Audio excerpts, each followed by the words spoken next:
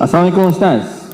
Apakah cara, kaedah yang paling baik apabila berhadapan dengan golongan yang berfahaman sesat? Kata Syekh Muhammad Mutawalli Asy'arawi, kata Sayyidina Ali karramallahu wajhah, Sayyidina Ali radhiyallahu an, aku tidak khawatir tentang masalah baik dan benar. Karena baik dan benar memanglah dari dulu sudah ada. Wa qul ja'al haqqu wa zahaqal batil. Tentang hak dan batil sudah ada sejak zaman dulu. Yang aku khawatirkan adalah orang yang batil berbuat, orang yang benar diam, sehingga orang yang batil itu merasa bahwa dia benar. Batil, lama-lama jadi betul. Sebab orang yang batil diam, sehingga dia tak boleh membedakan mana batil, mana betul, mana betul, mana batil. Lama-lama yang batil jadi betul, yang betul jadi batil. Bila kita tidak meyakinkan bahwa ini adalah ayam, bahwa ini adalah kambing, ada seorang tua nenek-nenek menjaga seekor lembu. Maka selepas itu dia perlu uang, dia mesti menjual lembu ini ke pasar. Maka dia pun bawalah lembu ini. Di tengah jalan dia berjumpa dengan orang. Hai nenek tua, ya, berapa harga ayam ini? Ini aku bawa lembu. Ini lembu bukan ayam. Lepas itu dah dekat ke pasar, orang bertanya lagi, cantiknya ayam, ini lembu. Siapa kata ini ayam? Dah sampai ke pasar haiwan, semua di pasar mengatakan, berapa harga ayam ni? Lama-lama dia jual lembunya dengan harga ayam. Semua. Maka kita mesti kenali bahwa kita benar dan ini adalah batil. Maka orang yang batil ini mesti kita luruskan. Orang yang bengkok mesti kita luruskan. Itulah mengapa pagi, petang, siang, malam kita minta ihdinas siratal mustaqim. Bukankah kita ini berada di jalan yang benar? Kenapa kita minta jalan yang lurus? Sebab kadang-kadang yusbi'u mu'minan wa yumsi kafiran. Paginya beriman, petangnya kafir. Makanya kita disuruh baca surat Al-Kahfi. Man qara'a surat Al-Kahfi, siapa yang baca surat Kahfi yaumal Jum'ah, hari Jumat, adha'alahu min nur. Allah berikan dia cahaya. Dengan cahaya itu dia boleh membezakan mana hak, mana batil, mana bengkok, mana lurus, mana hitam, mana putih. Oleh sebab itu setelah kita tahu, maka ud'u ila sabili rabbik. Orang yang sesat itu ajak dia ke jalan Allah. Dengan cara apa? 3, bil hikmah. Tak mempan dengan hikmah. Wal mau'izatul hasanah. Mau'izatul hasanah pun dia melawan. Wajadilhum, debat dia. Punya ilmu debat dia. Makanya dalam Islam ada namanya ilmu munazarah, ilmu debat. Tapi dengan cara apa? Wajadilhum billati hiya ahsan. Di ujung ayat itu apa kata Allah menutup?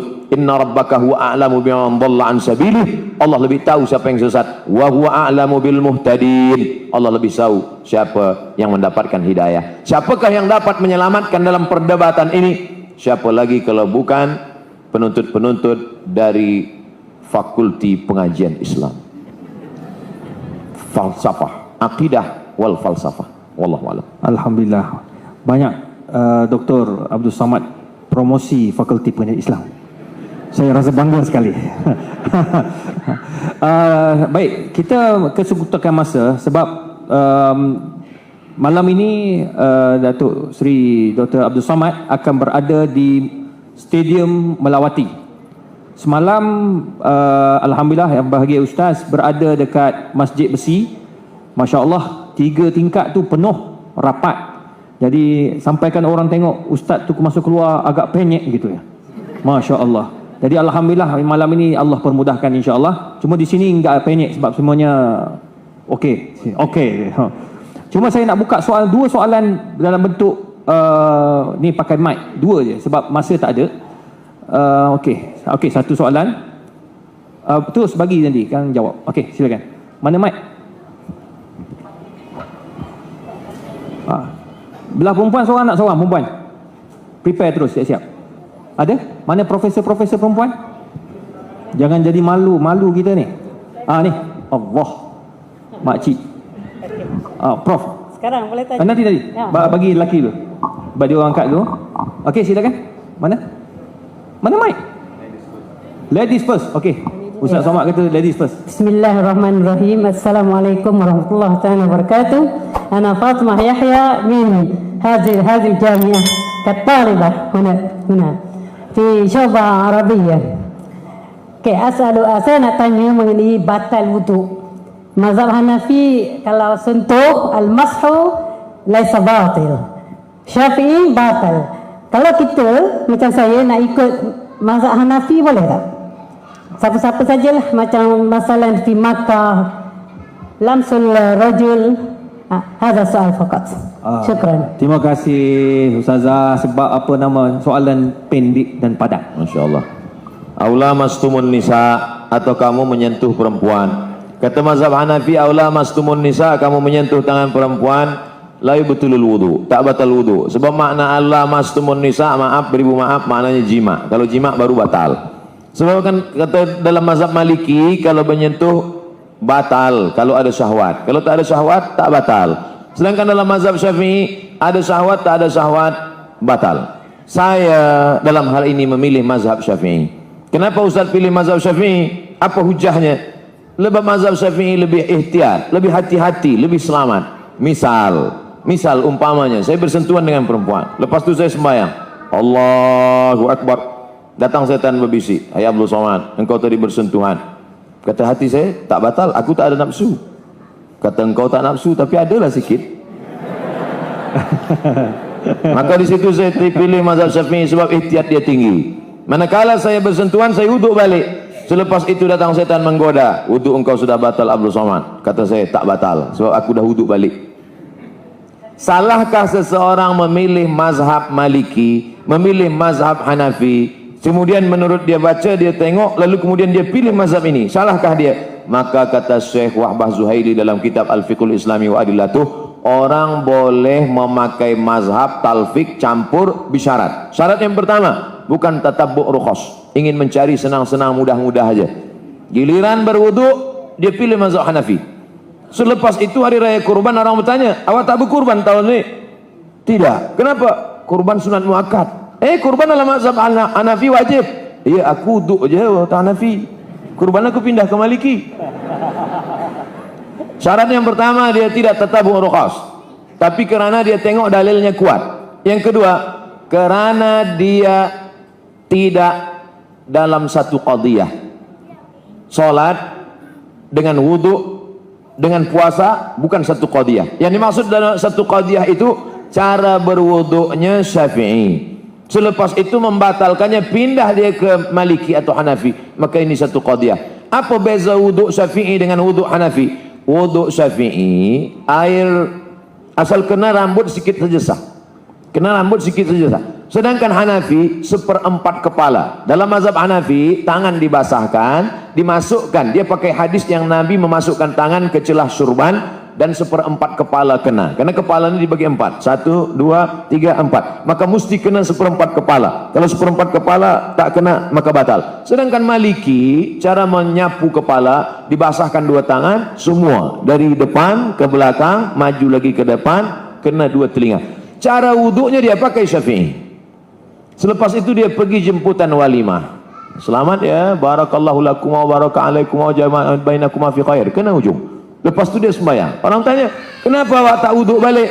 Tak batal lah, saya kan tak ada nafsu. Oh tak boleh, sebab cara wuduknya tadi Syafi'i. Kenapa dia melompat kepada Maliki atau Hanafi? Jadi orang yang alim, kalau cukup 3 syarat.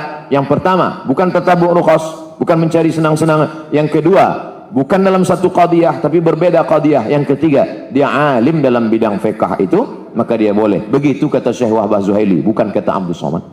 Wallahu a'lam. Okey, kita ada satu daripada belakang. Pendek ya, jangan panjang-panjang. Okey, Assalamualaikum, saya Rizal dari Institut Kajian Etnik UKM. Daripada mana? Kita UKM. Kita, okey, kita. Saya ada 2 soalan, saya cuba pendekkan. Kalau terpanjang minta maaf Ustaz. Nombor 1, kalau dalam konteks kesatuan ummah, cabaran dan harapannya, kalau kita berbicara tadi untuk menyatukan orang mazhab-mazhab yang ada di dalam Islam sebagainya, bagaimana kalau kita nak menyatukan aliran-aliran lain di dalam Islam seperti Syiah, Wahabi dan sebagainya bersatu bersama kami dalam konteks Islam? Itu yang pertama. Yang kedua, apabila berpindahnya ibu negara Israel ke Jerusalem, adakah itu petanda bahawa laluan untuk Dajjal daripada Isfahan Iran akan terus bersemayam di Jerusalem? Pandangan Ustaz. Terima kasih Ustaz. Terima kasih Dok. Dulu ada satu subjek di Al-Azhar namanya At-Tayyarat Al-Fikriyah Al-Mu'asirah, aliran-aliran pemikiran kontemporer dalam Islam, mengkaji satu masalah bahwa Israel tetap melakukan 5 hal untuk menunggu Mesias, juru selamat yang mereka tunggu-tunggu sampai hari ini. Karena menurut mereka juru selamat itu belum turun sampai hari ini. Yang pertama, semua Yahudi mesti kembali ke bumi yang dijanjikan Tuhan. Al-Ardul Mau'ud, tanah yang dijanjikan Tuhan. Itu syarat pertama. Maka pada tahun 1946 mereka pun beramai-ramai pindah. Hari ini 5 juta penduduk Israel sudah kembali. Yang dari Maghribi, yang dari Rusia, yang dari Europe kembali. Dengan syarat ibu, sebab mereka melihat nasab ini dari puak ibu. Yang kedua, mereka dulu pernah dihancurkan pada masa Kaisar Nebukadnezar yang menghancurkan Temple of Solomon. Maka mereka mesti membalaskan sakit hati terhadap Nebukadnezar. Kampung Nebukadnezar adalah Babel, Babilonia adalah Irak sekarang. Oleh sebab itu Irak mesti dihancurkan. Itulah makanya serangan kepada Irak ini terus bertubi-tubi hingga hari ini. Yang ketiga, bahwa bumi Palestina mesti hijau. Sebab syaratnya Mesias itu mau turun ke bawah kalau dia hijau. Agak-agaknya Mesias itu dari atas langit dia tengok, dah hijau atau belum? Bila hijau aku baru turun. Apa yang hijau itu? Itulah dia pohon gharqad, syajaratul gharqad. Dan itu ada disebut Nabi SAW. Apa kata Nabi SAW? Nanti batu pun akan berbicara. Ketika bersembunyi mereka pada perang besar di akhir zaman itu di belakang batu, batu akan berbicara. Ya Abdullah, hadza Yahudi khalfi faqtulhu. Wahai hamba Allah, ini di belakangku ada Yahudi, bunuhlah dia. Kecuali satu, kata Nabi. Apa itu? Syajaratul gharqad. Subhanallah, Masya Allah. Bila kita sampai nanti, saya sampai ke satu kota yang dibelah menjadi 2, sebelah punya Mesir, sebelah lagi diambil oleh Israel. Saya tengok dengan mata kepala saya sendiri pohon-pohon gharqad mereka tanam menghijau seperti pokok pines.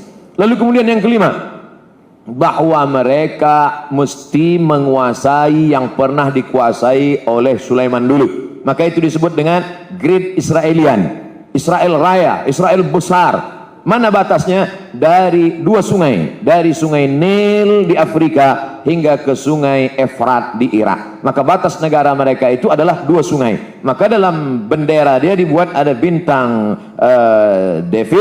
bintang David, lalu segi 6, lalu di atasnya ada garis warna biru, di bawah ada biru. Yang di atas biru itu sungai Nil, yang di bawah biru itu adalah sungai Efrat. Maknanya kerajaan mereka dari Nil hingga ke Efrat. Yang kelima, kalau nanti mereka berkuasa di dunia, maka selain daripada mereka akan menjadi ghaim. Ghaim itu adalah keledai tunggangan. Yang bukan dia akan menjadi ghaim. Siapa dia? Maka mereka tidak mengajak orang luar kepada agama dia. Sebab dia adalah agama sekaligus nation. Beza dengan kita. Kita Melayu, tapi bukan agama. Beza dengan mereka. Mereka adalah Yahudi sekaligus sebagai agama. Maka yang bukan mereka, bukan golongan mereka akan menjadi ghaim, keledai tunggangan. Itulah yang terjadi saat ini. Maka ini mesti disuarakan. Video saya tentang ini sudah diupload di YouTube, hanya beberapa jam saja, lepas itu hilang. Kalau tak percaya, coba upload. Mungkinkah Sunni dan Syiah bersatu?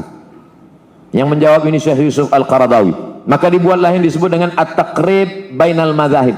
At-taqrib, pendekatan. Karena sudah jauh betul. Ini Sunni, ini Syiah. Akhirnya dibuatlah dialog bernama at-taqrib bainal madzahib, mendekatkan mazhab. Tapi itu pada masa Syekhul Azhar Mahmud Saltun. Berlanjutlah kepada Syekh Yusuf Qaradawi. Kata Syekh Yusuf Al-Qaradawi, akhirnya saya tak sanggup. Kenapa? Mereka mengajak takrib bainal madzahib, tapi sebenarnya mereka sedang melakukan tasyyi'us sunnah, mensyiahkan ahli sunnah. Di mana letak perbezaan kita dengan mereka? 5. Yang pertama, mereka berkata selepas Nabi SAW meninggal, dunia ini dipimpin oleh Sayyidina Ali. Ali meninggal dipimpin oleh Sayyidina Al-Hasan. Hasan meninggal dipimpin oleh Sayyidina Al-Husain. Husain meninggal dipimpin oleh Ali Zainal Abidin. Ali Zainal Abidin meninggal dipimpin oleh Muhammad Al-Baqir. Muhammad Al-Baqir meninggal dipimpin oleh Ja'far Shadiq. Ja'far Shadiq meninggal oleh Musa Al-Kazim. Musa Al-Kazim meninggal oleh terus sampai ke bawah imam yang 12. Imam yang ke-12 sedang bersembunyi sekarang, belum keluar. Sementara imam 12 ini belum keluar, dunia dipimpin oleh wilayatul faqih yang sekarang dipimpin oleh Khamenei.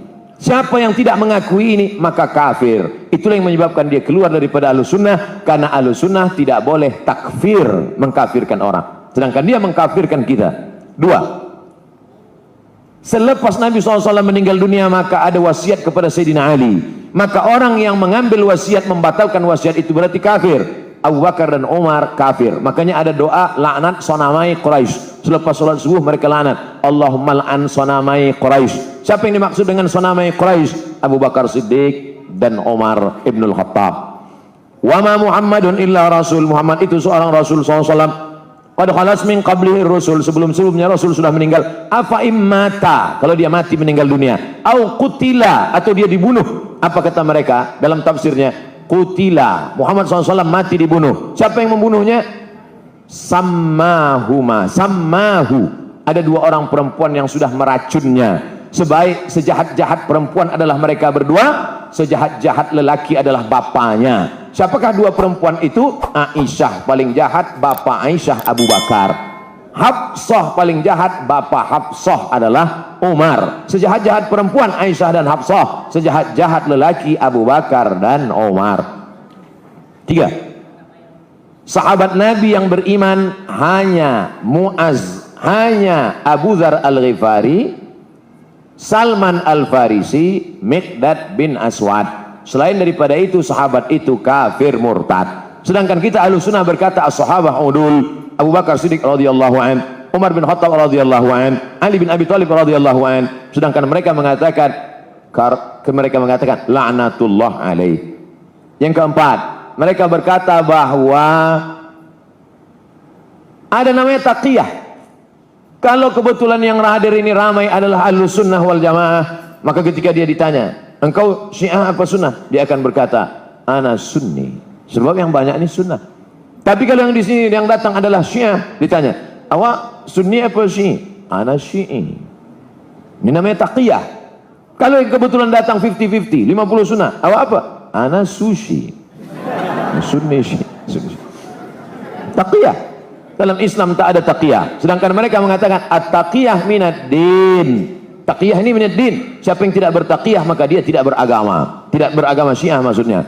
Yang kelima, mereka memahamkan ada akidah mereka disebut dengan mut'ah. Hari ini mut'ah luar biasa. Berapa banyak orang terkena penyakit. Seorang dokter medikal di Bandung, dia buat dalam buku, dia tulis buku itu. Dia bercerita bagaimana seorang perempuan yang memakai niqab, memakai cadar datang tapi dia terkejut kenapa terkena penyakit sipilis. Kenapa terkena sipilis? Rupanya ikut jamaah. Terlalu banyak guna Van Rijk kena virus. Oleh sebab itu maka kita tidak mungkin bertemu. Nata'awan fi mattafaqna. Mari kita bersama menjaga persatuan umat pada golongan antara Hanafi dengan Maliki, antara Syafi'i dengan Hambali, antara Ahlussunnah wal Jamaah. Tapi kalau sudah kepada Ahlul Bid'ah, maka dalam hal ini mesti, alhamdulillah, Malaysia merupakan kerajaan yang tegas dalam bidang ini. Saya amat sangat bersyukur kepada Allah kerana dalam tazkirah saya mengambil fatwa. Saya ambil fatwa dari Selangor, saya ambil dari fatwa Mufti Johor, saya ambil. Bila umat bertanya, ini bukan fatwa Abdul Somad, ini fatwa dari bumi Melayu. Kenapa? Karena umat ini akan dijaga oleh ulama. Kalau ulama diam dalam masalah ini, maka habislah umat akan diterkam oleh serigala-serigala. Maka mesti dijaga oleh ulama. Wallahu a'lam bishawab. Alhamdulillah, terima kasih banyak. Minta maaf kepada yang nak bertanya kerana masa sangat-sangat mencemburi kita. Dan Dr. Abdul Somad pun nak bergerak ke Shah Alam. Jadi tuan-tuan dan puan, terima kasih atas pemerhatian dan kehadiran tuan-tuan dan puan. Dan terima kasih juga kepada yang berbahagia, Ustaz Datuk Seri Ulama Setia Negara Dr. Abdul Somad atas kehadiran ke UKM. Jadi saya serahkan kembali